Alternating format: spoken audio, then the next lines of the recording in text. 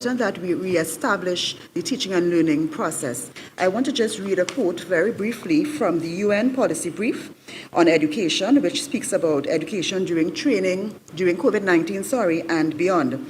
And it says, preventing a learning crisis from becoming a generational catastrophe requires urgent action from us all.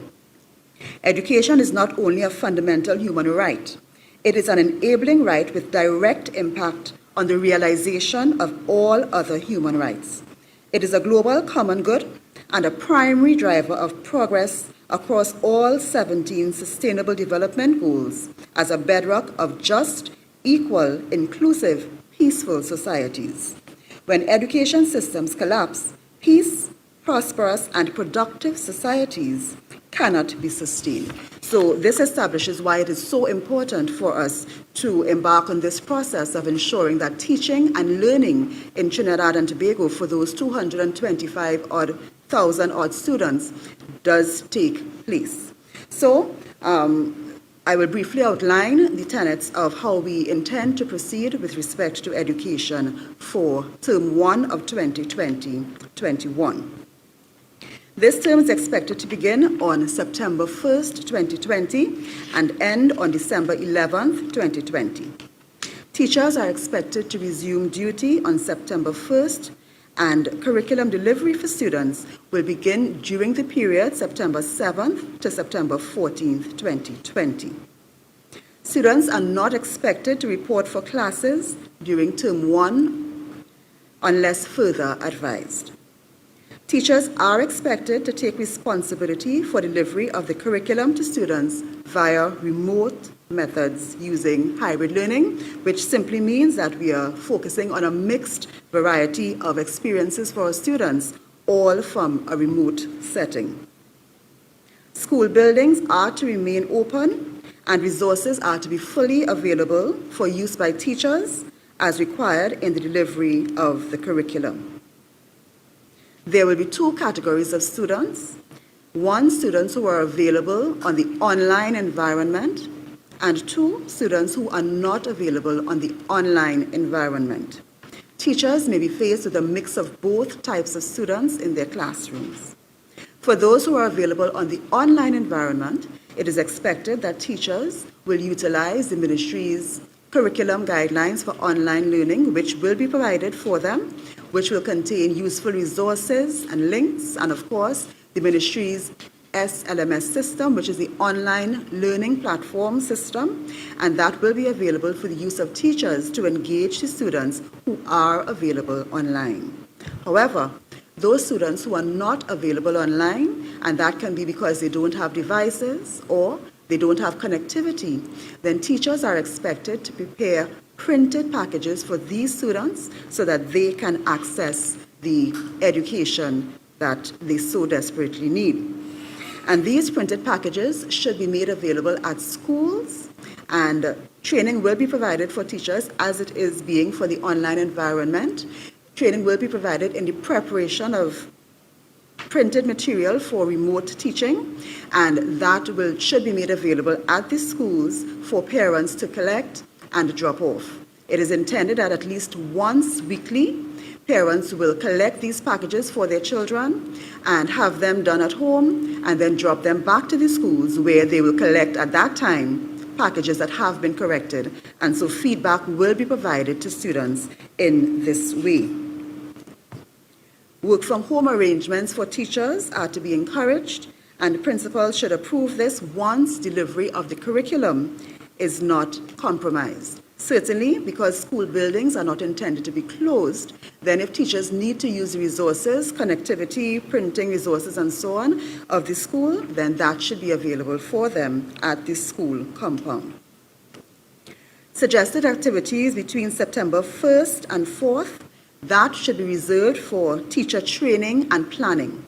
In this time, we expect that there will be the registration of the first year intake by primary schools, school-led teacher training and plenary sessions, development of work plans, production of learning materials.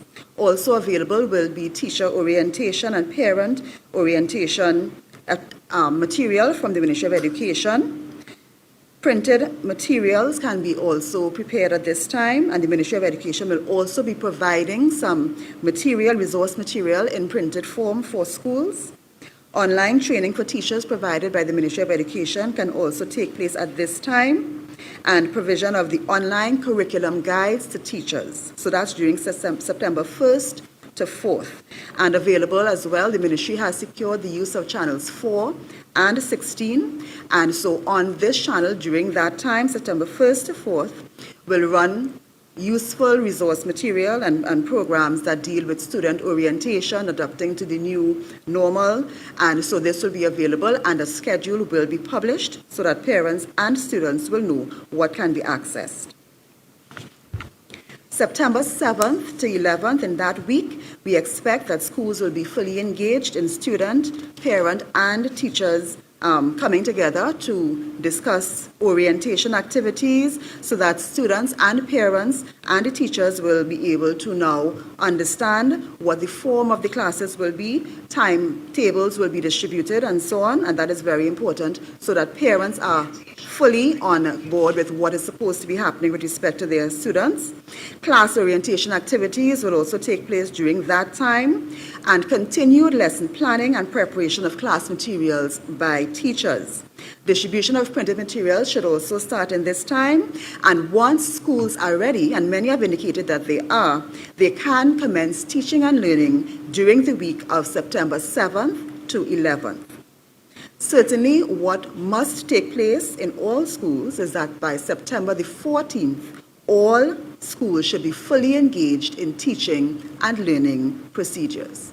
So there may be some schools that are ready to start on September 7th. That certainly can take place. If some schools need a longer time and they need to utilize that second week of the term for planning and so on and for teacher consultation, that also can be accommodated. But certainly by September 14th, all schools should be fully engaged in the teaching and learning process.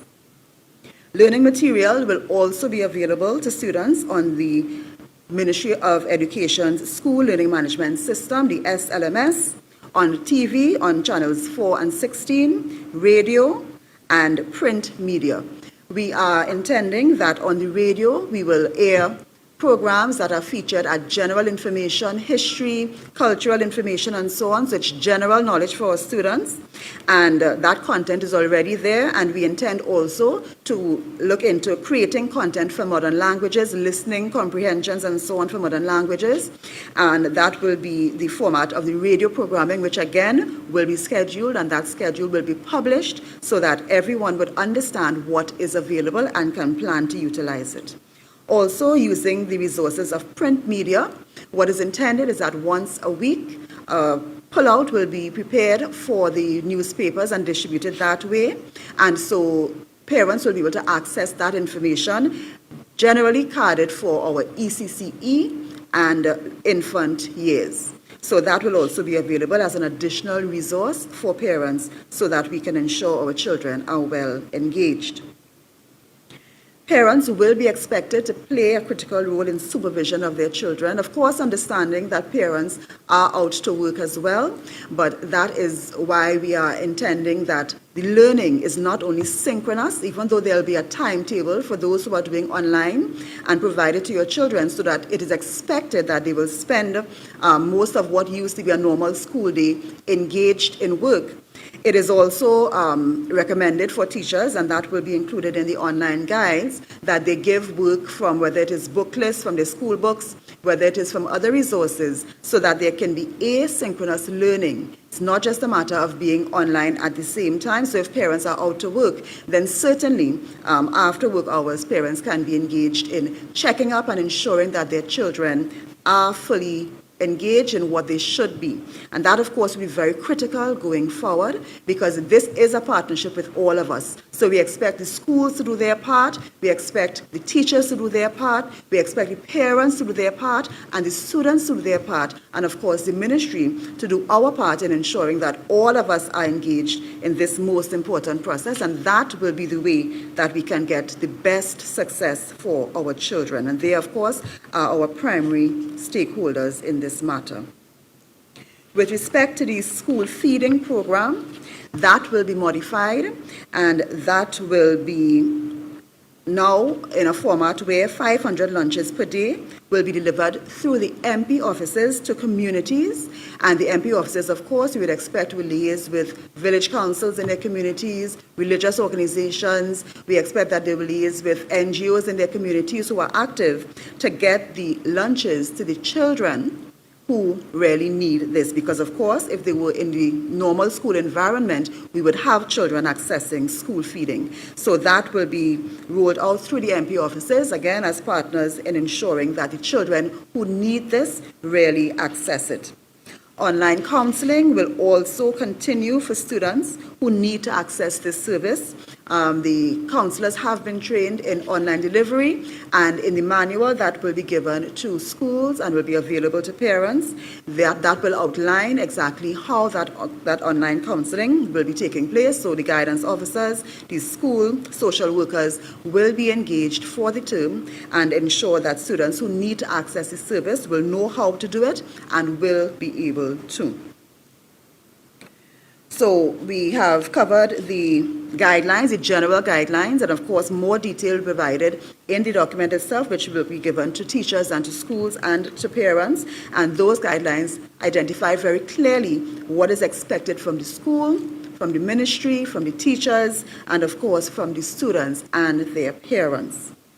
With respect to the Adopt a School initiative, we recognize that we have roughly 65,000 students who do not have access to the online environment. That is roughly 1/4 of the students, and this may be for various reasons, whether they don't have devices or whether they don't have connectivity.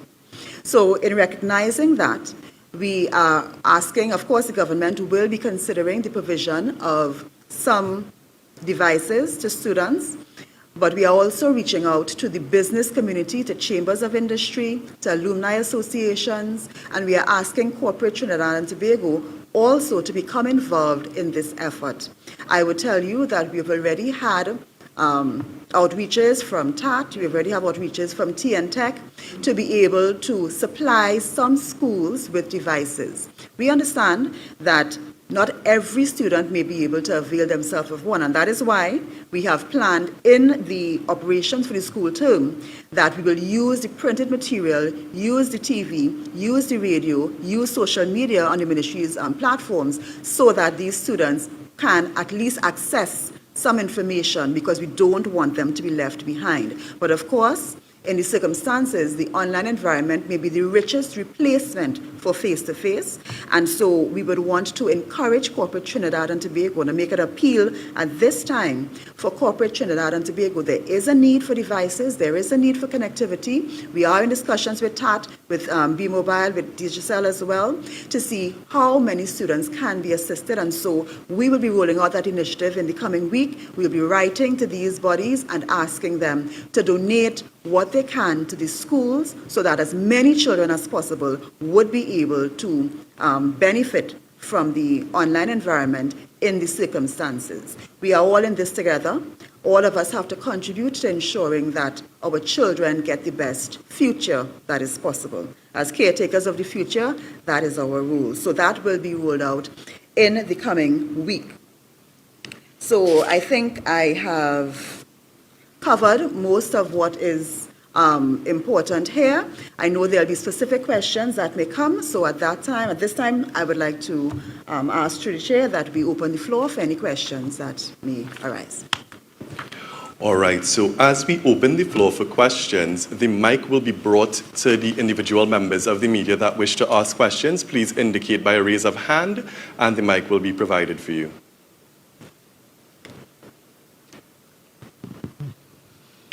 Hi, good morning, Minister. Janelle Wilson, I-95.5 FM.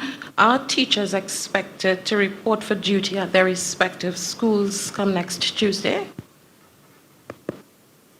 The mode of reporting, of course, can be left up to principals. If principals are confident and secure with a Zoom meeting or with any other Microsoft Teams, whatever the platform, if they are confident that that will be effective, then the ministry is not prescribing that they have to come out in person. However, we are all out to work. As you can see, you are the media, you are working, we are the ministry, we are working. And so once safety protocols are maintained, then I see no barrier to teachers turning out physically. Of course, schools will have to maintain those protocols, but there's no barrier to that happening either. Morning, Ian Wilson, TTT News. For the sake of clarity, for the offline students who will be depending on the packages, on the surface, it sounds like homework, but there's the element of teachers explaining and the one-on-one, the feedback and explanatory part. How will they get that as opposed to those who would be online? So that teacher-student interaction has to be established, whether you're online or not, because as you know, you can also put information online and never interact with the students. So the whole synchronous explanation part of it, we expect that teachers will establish connection with their students or with parents. That can be done via phone, that can be done via WhatsApp if they have WhatsApp available. And so when necessary, we expect that teachers can reach out to students. Again, the schools will be open. They can use resources of the school. They can call from school and be in contact with students as needed. Certainly as well, when they collect the packages and they see what is happening with individual students, if more focus is needed for them in certain areas, then that link again can be established. And we also expect that parents will be very involved in looking at the feedback that comes home. And so they will be able to access, again, further assistance for their students, either from the teacher or if there's other resources that they can use to ensure that students are understanding along the way. Good morning, Melissa Doughty, Trinidad and Tobago Newsday. A two-pronged question. In terms of ensuring that parents do what they are supposed to and get their children learning, is there any measure or measures being put in place to ensure that parents have their children do what they are supposed to do? And secondly, in terms of assessment, how is that going to be done? How are teachers going to assess the work done over the given period? So the monitoring and evaluation arrangements that usually apply at a school will be in place. So for example, teachers are expected to keep attendance records and they're expected to report that daily to principals. School supervisors, of course, will be monitoring the principal's reports on a fortnightly basis to ensure that if students are missing from the class, meaning that they are not available online, nor are they available, they're not collecting the packages and so on, then we will employ the student support division to make that contact with the parents to engage them so they would know that their child is not taking part in the teaching and learning process. Because I will tell you as well, there are children who have available devices and connectivity and are not participating, and that was noticed in the previous period. So that will be a key factor, that monitoring, to ensure that the students who are enrolled in the class are actually participating so that they will go forward. What is the second part of your question? Assessment. So there'll be no final exam for this term. Teachers would be expected to do continuous assessment, and that's a process they are well accustomed with. As we know, the second term of the school year is usually continuous assessment, where they would send assessments based on the coursework, and they would do that at home, and they would assess that. So whether it's online, you can do your online assessments, or if you're doing the printed material, you send it home and so on. You design it for open book, and that's a normal process that teachers will take place. Hi, good morning. Charlene Rampersad, Guardian Media. We have a question. Was there any consideration given to homeschooling by parents who can do that, not taking children out of the school system itself, but just homeschooling for a period of time? Well, I believe that's really where we are at. We are at the point where parents are going to be very involved in the education of their children. It's a homeschooling of sorts. You call this the home-based learning system. So for those who understand how homeschooling works, this is basically what it's going to be. But we understand that not all parents have the time to devote to the continuous attention that is necessary for homeschooling. So it is a partnership between the parent, between the school, the teachers, to ensure the learning takes place.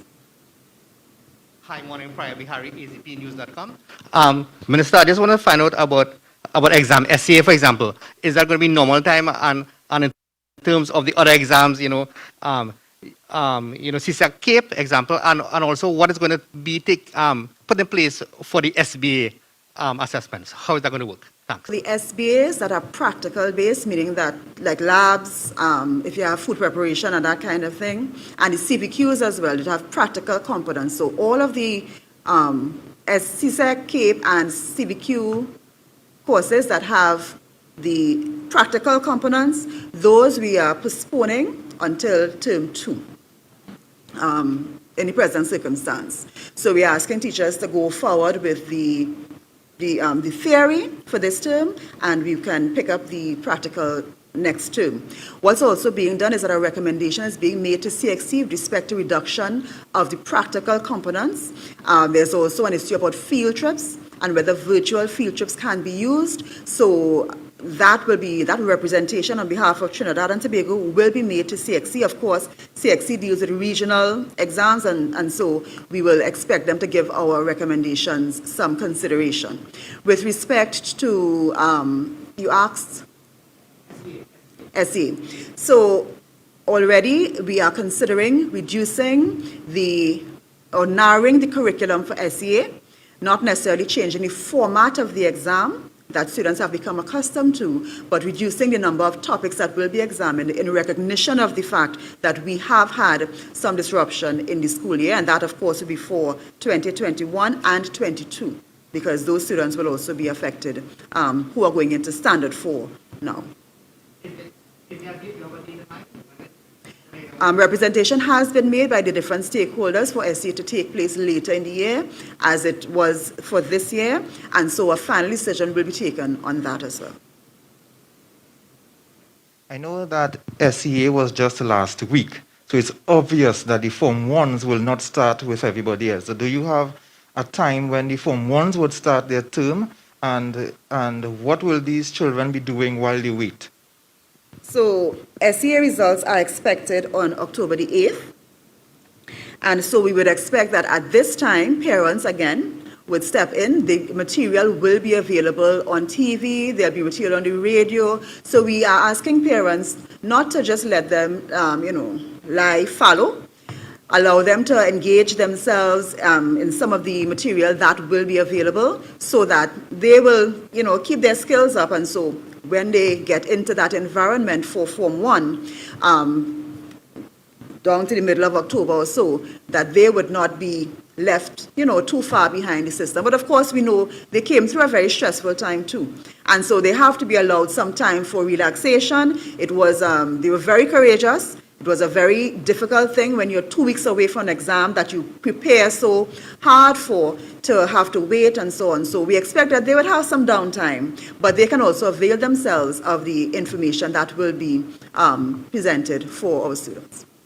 You spoke to a consideration being given to acquiring these devices, so to speak, for students. When will that consideration be firmed up, or a final decision be taken with respect to that? And secondly, in terms of the SEA, we've seen, or heard rather, much debate as to the revamping or the restructuring of that examination, and we've also seen other Caribbean countries take decisive action as it relates to that, how children transition through the system. Is that something that is being given consideration to?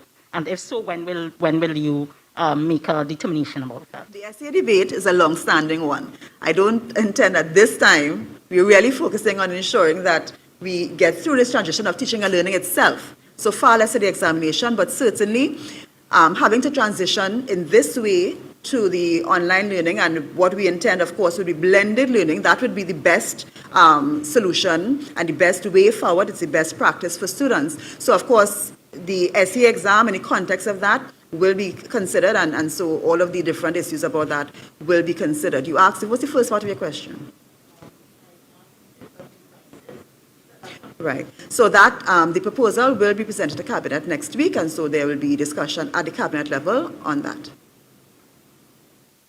Hi. So, one of our viewers want to know, is the ministry taking any consideration the parents who cannot read or write themselves? Because you're saying there is some level of homeschooling involved here. We know there are some portions of our population who may be illiterate. That's one question. And what considerations have been put in place for children with special needs? So the special needs children is the second question. The first one is the illiterate parents. Teaching and learning has been taking place with parents who are not functioning literate for years, and there's no difference as it is now. Teachers are to be engaged as the primary persons that are providing the material and explanations for their students. There are parents who may not know how to read and write, but they do know how to access help for their children. That whether or not the school is open, that is still the practice. And so you'd expect that we've seen, as a matter of fact, there are many people who have come out, many professionals who have been able to succeed with parents who can't read and write. So that should not be a hindrance to any student being able to succeed under these circumstances. The teachers are there and they're supposed to be there to assist in the learning process. And we know that parents are resourceful and have provided the means for their children, even though they can't do it personally. And so let me just say too, that what will be required in a large instance is not necessarily parents teaching, but parents ensuring that students are doing what they're supposed to do, ensuring that they are actually engaged at the time that they should be, and ensuring that they are completing assignments. And so parents have to maintain that connection with teachers to ensure that that is taking place. So it's not intended that parents have to teach their children. They just have to ensure that they create an environment where the children can learn and that they are very serious about children being engaged. The second part of your question dealt with special needs. So the special needs children, of course, they would require the use, some of them, of aids and so on. And that is put in place for them. There may be some classes, because some of our special needs students are involved in the regular population, and so they will be catered to by their teachers in the normal way. And the special aids and the teachers' aids and so on, they are still available for assistance for our special needs students if it's necessary. So that division is already primed and ready to assist our special needs students. Ladies and gentlemen, members of the media, we thank you all for being a part of this media conference this morning. As you are aware, we have the opening of Parliament this morning, so the Minister has to prepare for that. And as we prepare for our transition into this new school term, the Ministry of Education remains resolute to the development of all children. We will keep the country abreast of every change that happens, and we will adapt to suit as is necessary. Thank you for joining us here this morning. Do have a good day. TTT Live Online for all the latest news updates and for our live coverage of the ceremonial opening of the 12th Republican Parliament at 10:30 this morning.